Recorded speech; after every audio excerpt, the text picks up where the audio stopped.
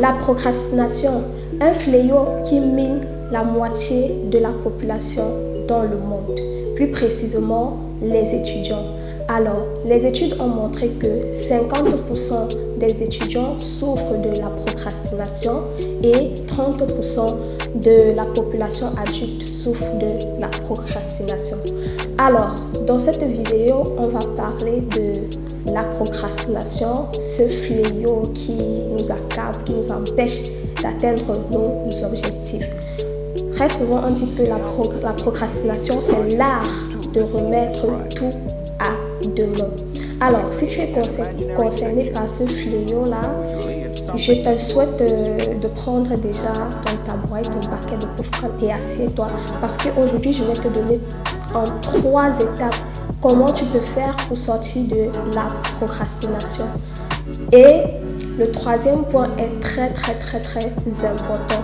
Donc, je te prie de suivre la vidéo jusqu'à la fin si tu as envie de sortir de la procrastination afin d'atteindre tes rêves et de devenir la meilleure version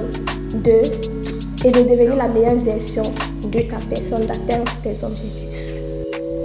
Hello mes authentiques, j'espère que vous allez bien parce que moi je vais super bien. Alors bienvenue dans cette nouvelle vidéo. Pour ceux qui ne me connaissent pas, je suis Zwakedicho Brenda, passionnée de l'entretien du cheveu trapu, naturel, bouclé, frisé, de la danse, du développement personnel et de tout ce qui est spiritualité. Alors, comme vous avez vu au niveau du titre de la vidéo, on va parler aujourd'hui de la procrastination, comment vaincre la procrastination. Alors mes authentiques, si tu n'es pas encore abonné, c'est le moment de t'abonner.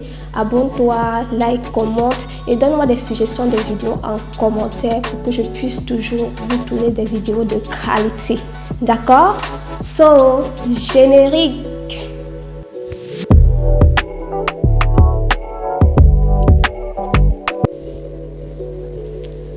La procrastination n'est pas seulement une question de flemme ou de manque de motivation. Elle est bien plus grande que cela, car elle est le reflet d'une peur profonde qui est enfouie en nous. Et cette peur peut être la peur de l'échec, la peur du jugement des autres ou bien la peur de ne pas être à la hauteur. Alors, nous constatons souvent que cette peur nous maintient dans une situation d'immobilité qui nous empêche de réaliser nos rêves, d'accomplir notre objectif. Alors, mon authentique, rappelle-toi de cette fois où tu as reporté à demain cette tâche ou ce projet que tu pouvais faire aujourd'hui. Rappelle-toi du nombre de fois que tu as repoussé ce que tu pouvais faire aujourd'hui et à demain. Rappelle-toi du nombre de fois où tu as hésité de marquer ce pas qui pouvait changer le cours de ta vie radicalement. Alors, mes authentiques, comme vous le savez aussi autant que moi, ce fléau de procrastination touche énormément les jeunes adultes et les étudiants. Rappelle-toi du nombre de fois que tu n'es pas passé à l'action pour la réalisation de ce projet à cause de cette peur qui est enfouie en toi. C'est ainsi que nous allons parler de l'art du changement. L'art du changement stipule que tu dois passer à l'action. Peu importe tes peurs, peu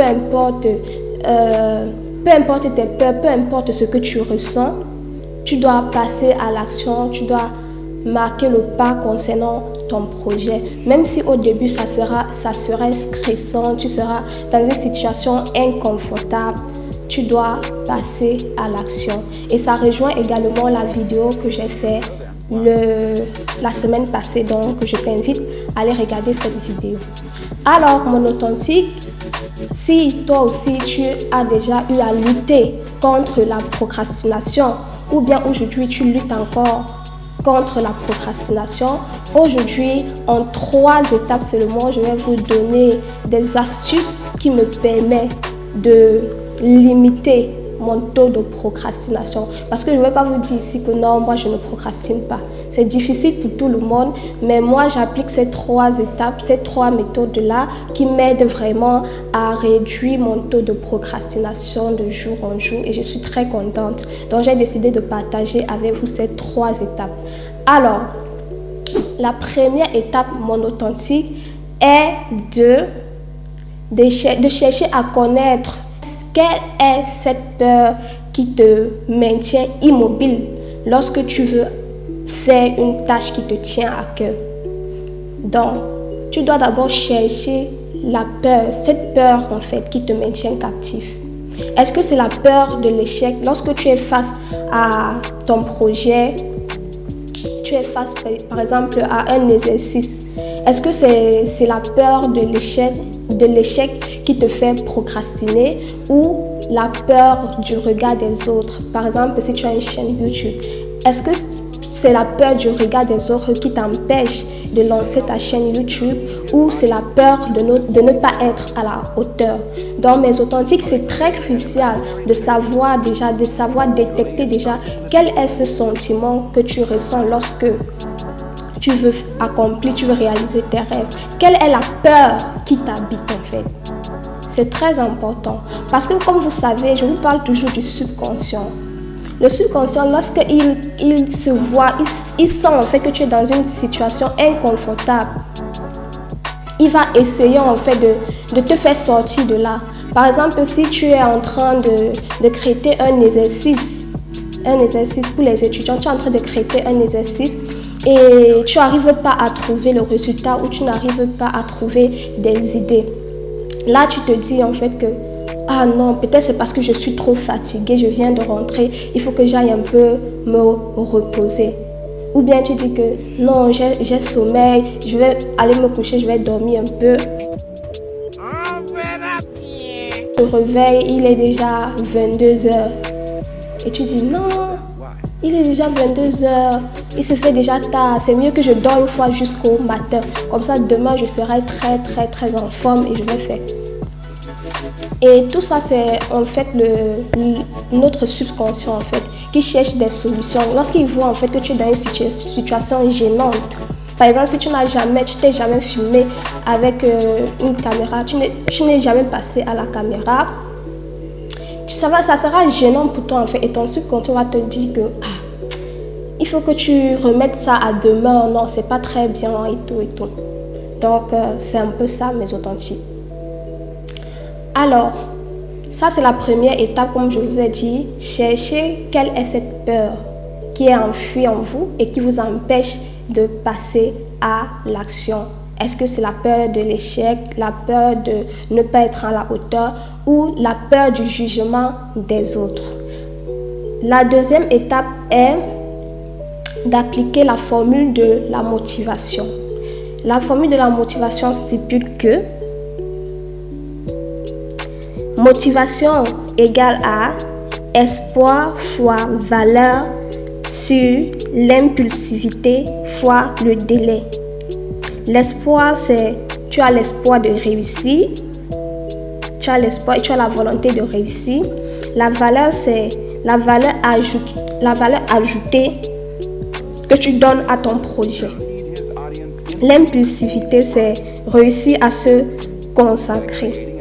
Le délai, c'est de gérer son temps. Alors, d'après le scientifique chercheur qui a créé cette formule de la motivation, il nous dit ceci: si on veut réduire notre taux de procrastination, avec la formule de la motivation, on doit augmenter ce qui est au numérateur, c'est-à-dire l'espoir fois la valeur. Donc, tu dois augmenter plus ton espoir et ta valeur. Plus tu augmentes l'espoir de réussir, la valeur ajoutée que tu donnes à ton projet, plus l'impulsivité et le délai va réduire. Donc, ce qui va faire en sorte que tu vas moins procrastiner. D'accord, Mes Authentiques? Donc, avec la règle de la motivation, c'est-à-dire tu dois plus augmenter l'espoir et la valeur ajoutée. Tu dois plus donner. Par exemple, si tu as un projet, tu dois déjà te poser les bonnes questions. Pourquoi je fais cela? Quel est l'objectif derrière? En quoi ça va m'aider? Et voilà, quels sont les avantages par rapport à ce projet? Donc, il faut avoir, lorsque tu te lances pour faire quelque chose, tu dois avoir un objectif bien clair. Et c'est ce qui va te permettre à moins procrastiner.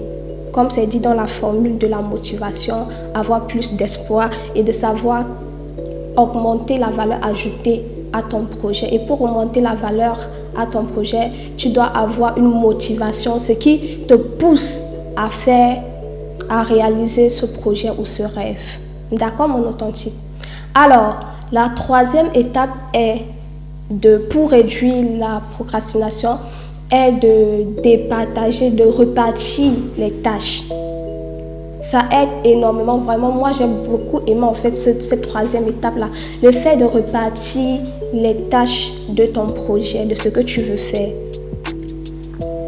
Par exemple, si moi je prends le cas de ma chaîne YouTube, lorsque je vais vous faire une vidéo comme vous voyez là, je repartis les tâches. C'est pas que je fais tout en même temps en fait. Je repartis les tâches. Par exemple, je peux faire ça même en 3 jours.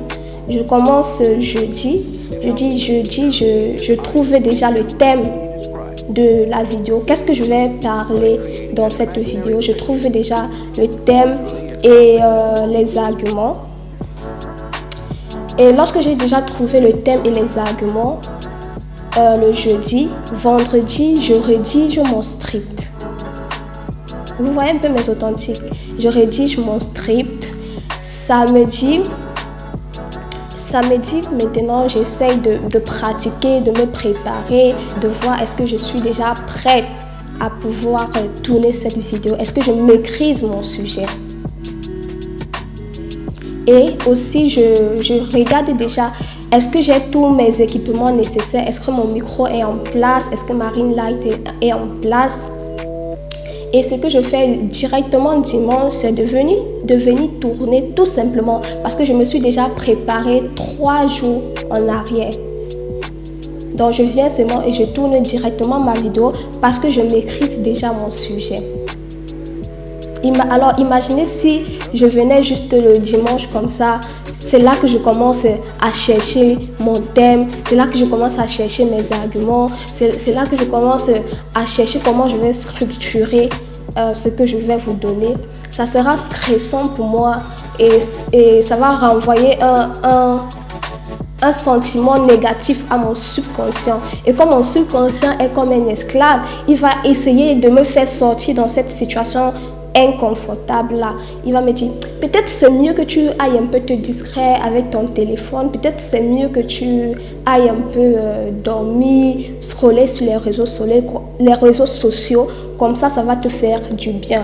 Si vous regardez bien mes authentiques, c'est un peu comme ça qu'on se comporte souvent. Quand un exercice t'a déjà tapé comme ça, tu dis que il faut que j'aille un peu me changer l'atmosphère. Parce que lorsque tu vas scroller sur les réseaux sociaux, tu as ce sentiment-là que ça te détend en fait. Parce que c'est quelque chose que tu ne réfléchis pas en fait. Tu as l'impression que tu es à l'aise, tu es dans ta zone de confort et tout. Tu crois que c'est bien, alors que normalement, c'est pas bien en fait. Parce que tu peux passer 3 heures, 4 heures seulement, tu es sur les réseaux sociaux. Vous voyez un peu mes authentiques. Donc, c'est la même chose.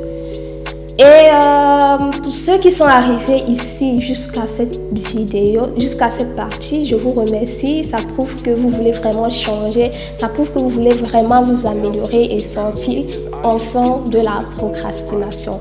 Alors, pour toi, mon authentique qui est arrivé ici, j'ai une dernière étape à te donner comme bonus pour sortir de la procrastination. Alors, cette dernière étape est: arrête d'être trop perfectionniste. Oui, mes authentiques. Le perfectionnisme, c'est l'un des grands éléments de la procrastination en fait. Parce que lorsque tu es perfectionniste, tu as envie de tout faire bien. Tu as envie de tout faire bien. C'est-à-dire que lorsque tu n'as pas la caméra, lorsque tu n'as pas la ring light, lorsque tu n'as pas tous les éléments nécessaires pour faire ta vidéo, tu ne vas pas te lancer.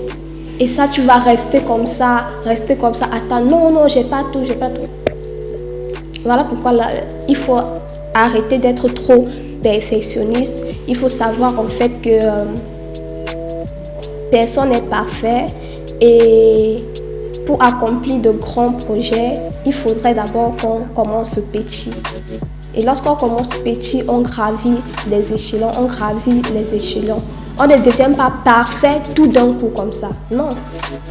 Même les grands messieurs, les grands écrivains, toutes ces grandes personnes que tu vois là, ils ont commencé petit. Donc, mon authentique, je t'encourage déjà à commencer avec ce que tu as à main. Si tu veux te lancer ta chaîne YouTube, si tu as déjà ton téléphone, et une petite ring light qui va t'aider à t'adapter, tu peux commencer ta chaîne. N'attends pas à dire que non, tu veux d'abord avoir la caméra, tu veux d'abord avoir tous les équipements d'une grande chaîne YouTube. Il faut commencer petit et après tu vas augmenter. Et ceci, c'est dans tous les domaines de notre vie en fait. Par exemple, si tu veux être, je sais pas moi, coiffeuse, tu dois d'abord commencer. Tu ne vas pas te lever tout d'un coup et dire que tu vas aller créer ton salon et tout. Tu dois d'abord apprendre comment on coiffe, quelle est ta cible. Tu vas d'abord faire des prestations de services à domicile et tout. Et le temps d'avoir une petite clientèle qui va faire le bouche à oreille en fait. Et c'est ainsi que tu vas grandir. Et lorsque tu auras assez économisé, tu pourras acheter ton salon de coiffure pour pouvoir être une entreprise. Et c'est très... Oui, parce que quand tu es trop perfectionniste en fait, tu vas toujours vouloir renvoyer à demain. Parce que tu vas dire, ah non, je ne maîtrise pas encore bien. Ah non, j'aime pas trop. Non, j'attends d'abord d'avoir ça pour me lancer. Ah non, j'ai pas trop aimé ce petit détail. Et ça fait que tu fais que renvoyer à demain. Mais authentique, le temps passe, hein. Le temps passe. À chaque jour suffit sa peine. Donc, mon authentique, chaque jour tu dois avancer dans tes projets, tu dois avancer, faire un pas vers la réalisation de tes rêves. Parce que si tu restes statique là, que non, j'attends le bon moment, j'attends d'être très bien formé pour pouvoir me lancer.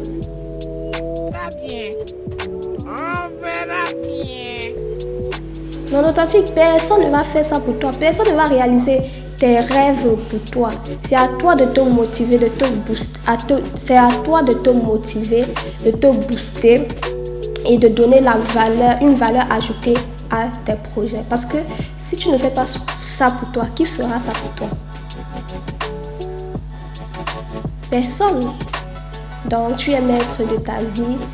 Dieu a déjà tout mis en toi. Il a mis toutes les capacités nécessaires pour que tu sois une meilleure personne qui impacte positivement dans son entourage, dans sa famille et qui a une vie épanouie. Donc voilà mes authentiques, je ne veux pas que la vidéo soit très longue. J'espère que ces 3 étapes vous ont aidé avec le bonus qui parlait du perfectionnisme. Si c'est le cas, faites-moi savoir en commentaire. Dites-moi comment vous faites pour lutter contre la procrastination. Je serai très ravie de vous lire. Alors, abonnez-vous, ça me tient vraiment à cœur. Likez, ça m'encourage, ça me permet de savoir que vous aimez mon contenu et ça permet aussi de booster la chaîne. So, keep your smile and don't forget that God loves you so much. Dieu vous aime, ne l'oubliez jamais. Alors, mes authentiques, à la prochaine vidéo. Bisous.